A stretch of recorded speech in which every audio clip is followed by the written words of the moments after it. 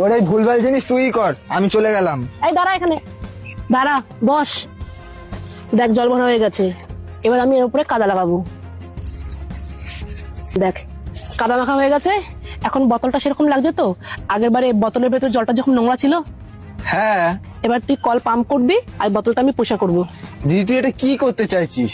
আরে তুই কলটা পাম্প কর না, তারপরে দেখতে পাবে আমি কি করতে চাইছি। দেখ আস্তে আস্তে বোতলটা পরিষ্কার হয়ে যাচ্ছে না?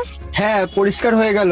বোতলটা যেরকম পরিষ্কার হয়ে গেল, ঠিক আগের বারও বোতলের ভেতর নোংরা জলটাও এইভাবে পরিষ্কার হয়ে যাওয়া দরকার ছিল। বুঝতে পেরেছি, তোর মাথাটা পুরোই গেছে। কেন রে, কি হলো? যখন বোতলের ভেতরের জলটা নোংরা ছিল, তখন বাইরে থেকে পরিষ্কার করলে বোতলের ভেতরের জলটা কি করে পরিষ্কার হবে? আর যখন ভেতরের জলটা আগে থাকতেই পরিষ্কার, বাইরে থেকে কাদা লাগালে তো ভেতরের জলটা এমনিই পরিষ্কার থাকবে। তুই আমাকে থাপ্পড় কেন মারলি? বাবু, বাবু আমার চাষের জমিটা বাবু। ও, চাষের জমি তো, টাকাটা এনেছিস তো? হ্যাঁ, হ্যাঁ। দে টাকাটা দে। আর কান্না করতে হবে না, কোনো চিন্তা করিস না। থানাতে আমার ওঠা বসা আছে, তুই এখন যা, আমি পুরো সামলে নেবো। ঠিক আছে বাবু।